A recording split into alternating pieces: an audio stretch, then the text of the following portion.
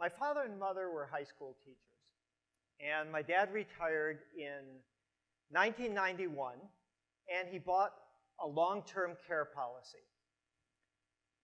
In 2009, he was up in Seattle. He and my mom were spending a few days in Seattle, then coming down to visit us. He tripped stepping off a curb, hit his head, and he was never quite the same after that. He got down to Berkeley. He wasn't talking as much. He was having difficulty getting out of the couch, out of chairs.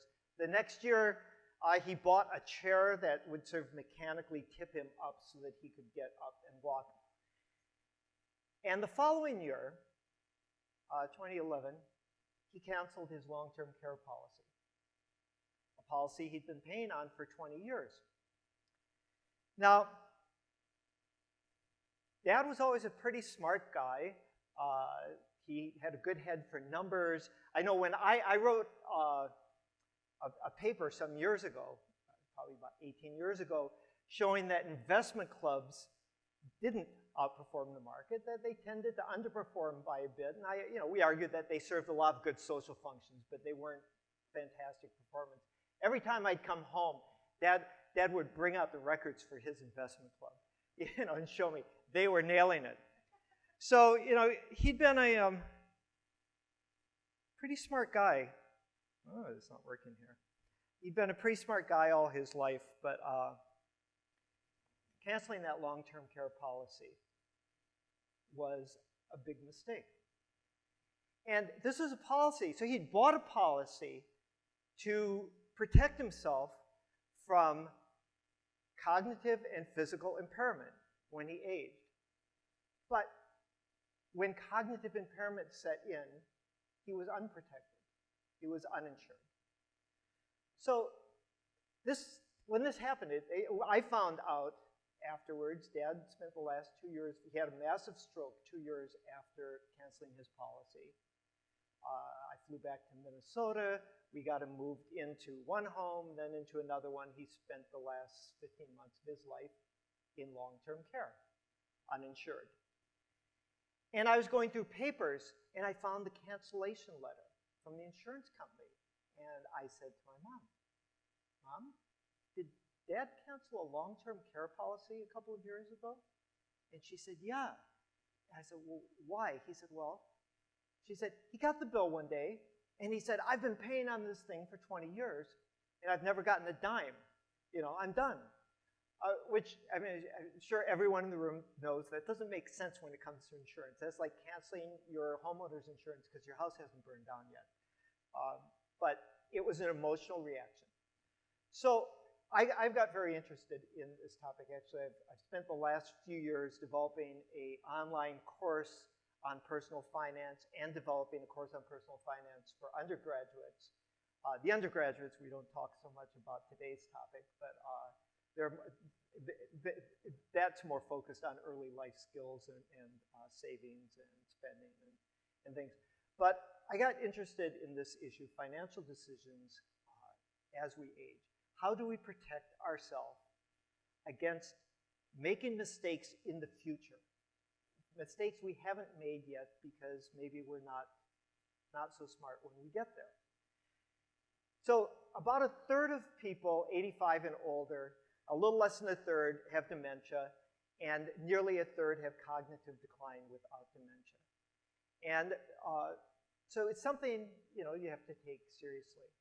And I'm working on this actually in my research as well right now, trying to think about ways that people can prepare. Now, all of you, I imagine everyone here has a will. So that's one way of preparing as we go older in life. But how many people have plans for what happens if you start to lose your ability to make sound financial decisions? Okay, we've got some people that do, and that's really good. What are you doing, by the way? What's your plan? Right, that you've given to somebody. Yeah. So these are some of the things that I want to talk just briefly about. We don't have a lot of time here.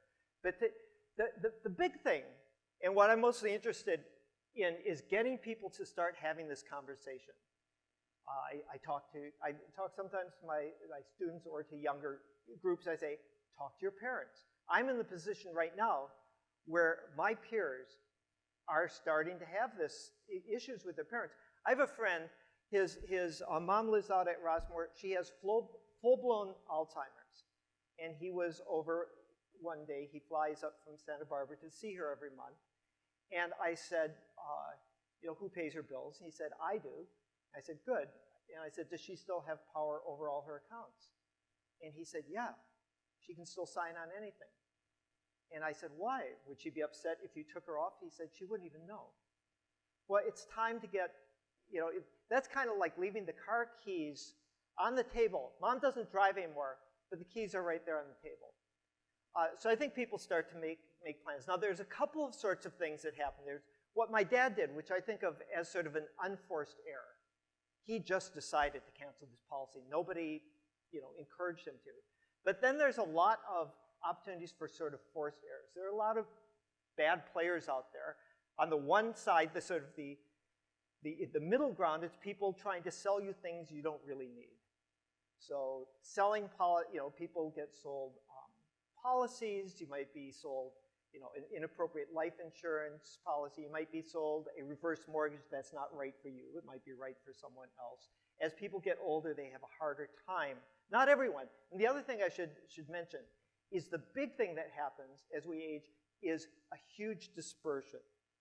Some people, and I've been talking to people here today, I say, I want to be like him.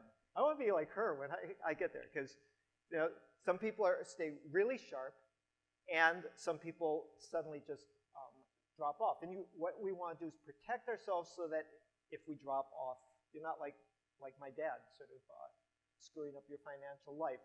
I mean, in his case, the other thing is, in his case, it wasn't horrible because he came from the generation with defined benefit pension.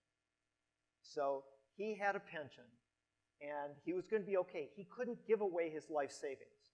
People with 401k plans, they can buy swampland with their lifetime savings. They have the capacity, the legal capacity to do real damage to their future. And then, so there are products that you shouldn't buy, and then, of course, there are the outright scams. A few of which, how many have gotten a call from the IRS informing them that they, okay, well, we can laugh. We can laugh because you guys, you all went to Haas.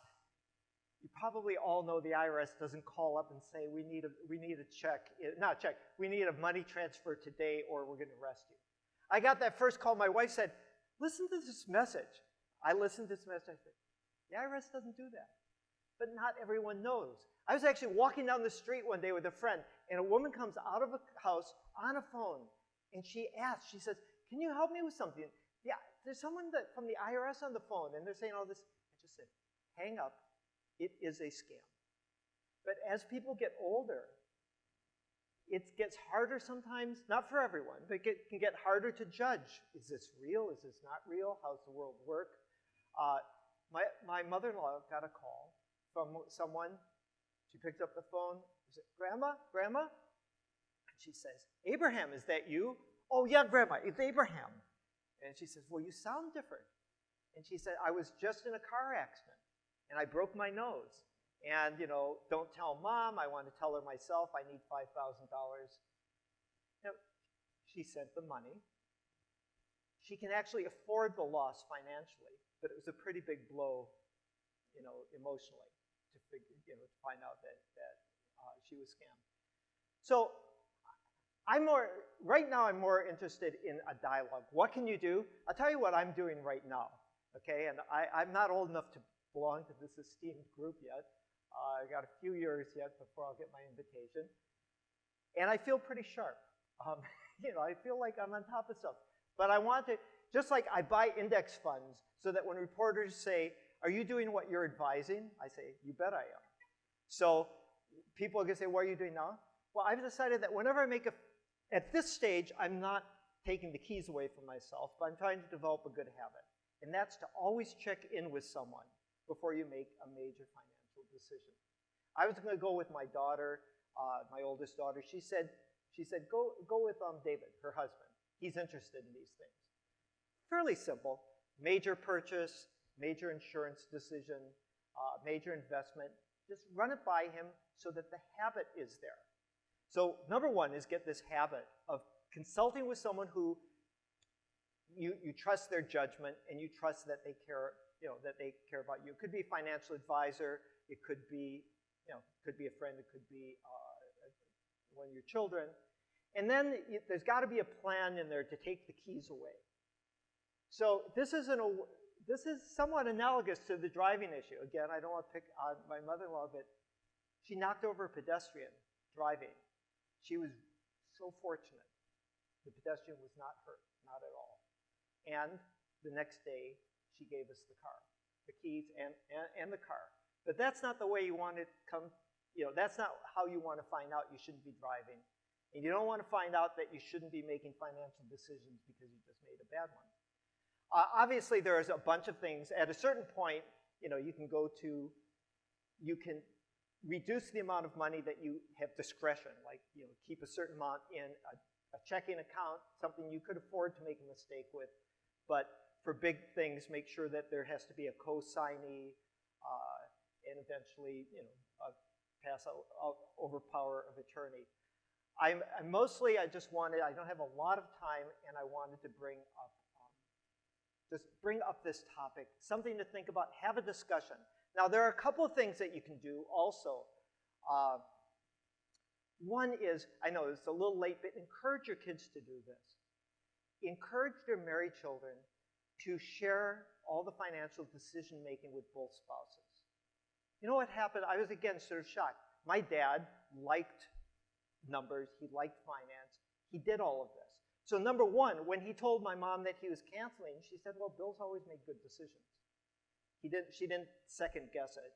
And when he died, she was suddenly really worried about money. And she had no sense. She had $100,000 in her checking account and plenty of other assets. And the thing is, her pension, because they were both high school teachers, her pension is more than what she spends every month. I eventually reassured her. I said, look, the longer you live, the more money you're going to die with. Don't worry, Mom. Things are just fine. But I think it's really important for couples, and this is particularly important usually for women because they live longer and oftentimes aren't the one making the financial decisions to get involved. So it's another good practice that people can start with. A couple other things, financial advisors. You guys probably, many of you have financial advisors. These days, it's gotten a lot easier because now all financial advisors are supposed to be fiduciaries. But generally, like on my videos on financial advisors, I say, like, there's a few really important things. Make sure your financial advisor is a fiduciary, that he or she's making decisions in your best interest. Talk about fees. Financial advice is valuable, but it's not invaluable. There's got to be a price. And so sometimes people are embarrassed asking their financial advisor, how much am I paying you? But I'm not embarrassed to ask how much I'm paying for the gas I buy. I'm not embarrassed to ask if I hire an attorney what he or she is charging an hour. So pay attention to fees with financial advisors. Make sure your financial advisor is acting as fiduciary. And don't hire a financial advisor who says he or she can beat the market. That's not their job. So financial advisors who are spending their time trying to beat the market are adding risk to your portfolio and probably not adding value. They can add a lot of value. So, I mean, the big value is to help you not make mistakes, and financial advisors are another resource for planning for the possibility of cognitive decline. We're not all going to have it, but some of us are, and you want to plan ahead. All right, I think I'm supposed to take questions for 10 minutes. Is that? Oh, by the way, I had one other thing to say, and I might forget otherwise.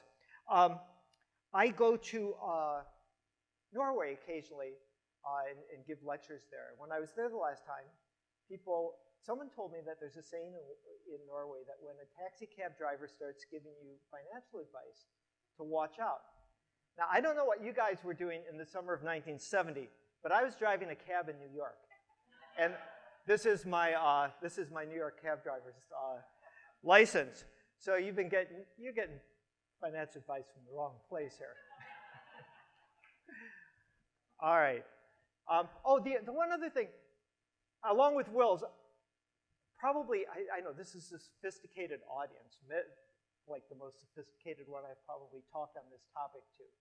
But advanced healthcare directives. Everybody should have them. You're doing it for yourself, and you're doing it for your family. Okay? Don't make your family struggle with what would mom, what would dad want at a time when you are unable to respond and speak for yourself. Think about it. Appoint someone you trust to make these decisions. You're doing your family a favor.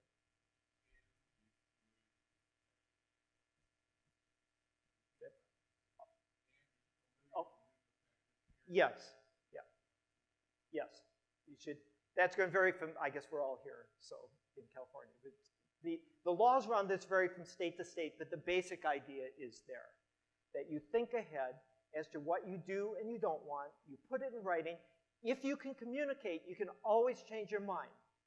This is for when you're unable to communicate your preferences. And why do you need someone then as a designate, as an agent? It's because it's hard to write out a contract that covers every possible thing.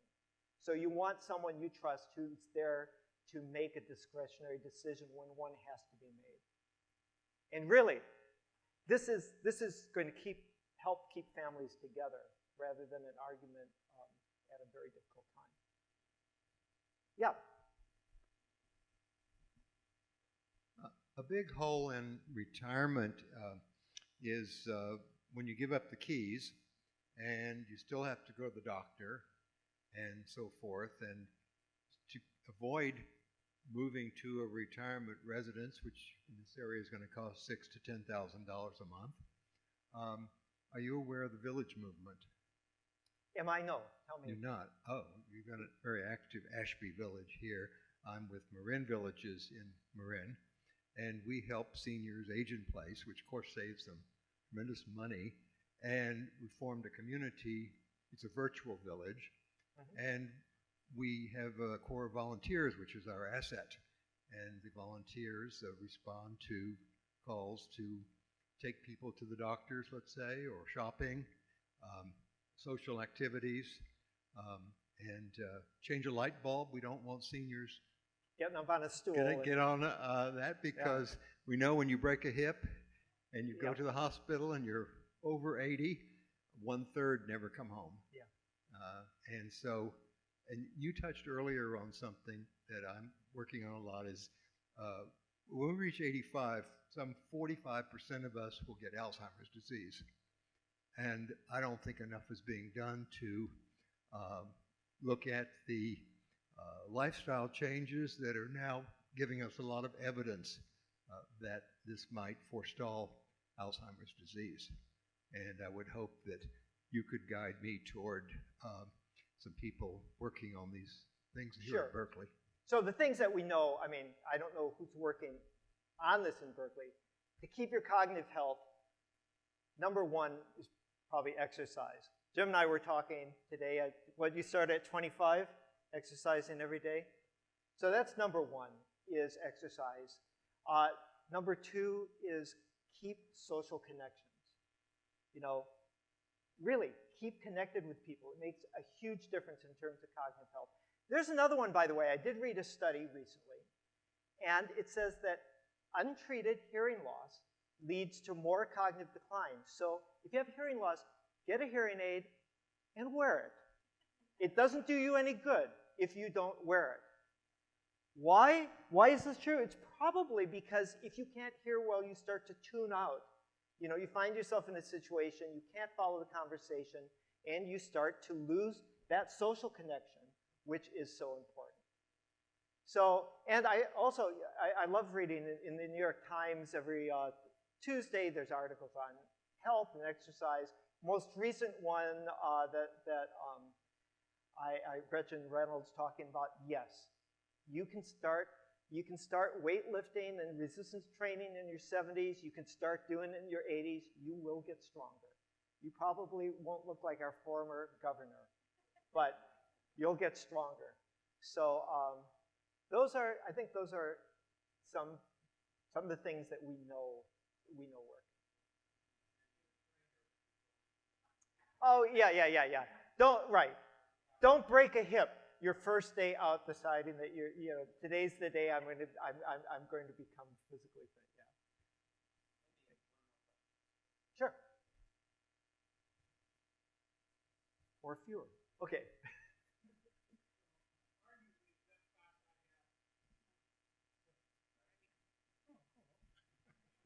So arguably the best class I had at Cal in the business school and probably in law school and probably all the work I've done since then as a mediator was Dow Votaw that taught the political and social environment of business. It's a terrific teacher, just terrific, and stood me in very good stead in law school and throughout my life. And your talk begs the question, what are you doing to get business students plugged into these social questions that reflect in all kinds of ways in constitutional law, in worrying about antitrust stuff, but in just everyday life? I mean, this is like a law school class you're teaching today. Sure. Okay, so what I'm hoping to do is this. So I've got sort of, I'm interested in this topic, both generally financial literacy and then on the aging side. I created an online course that's free and available to the public. It ran on the edX platform last spring. It's going to run again this winter. I made like 50 videos. They tend to be about 10 minutes long on all sorts of topics. I've got one on financial decisions as we age. I've got them on, talking about deferred annuities, about all sorts of insurance, about saving, about spending, so that for young people, old people, people in between. I'm teaching undergraduate course on financial literacy, and that's really targeted to helping those students with their own decisions. But I've been talking to our Associate Dean for Academic Instruction, Jay Stowski, about an MBA course I'm going to teach on this topic next year. And I'm hoping to orient that not so much, unlike the undergrads, who I think really, it's sort of, they don't know much. Like, they really don't know much. And I'm just sort of like filling in the gaps. I'm forcing them to have conversations with others about if I'm in a relationship, how are we going to deal with money? All sorts of like basic things that are better thought about in advance. With the MBAs, I want to have more talk about let's think also about ways that we can help society deal with some of these problems. And there are lots of new apps and stuff coming up, but there are probably not even non-app ways that might help solve problems. Thank you.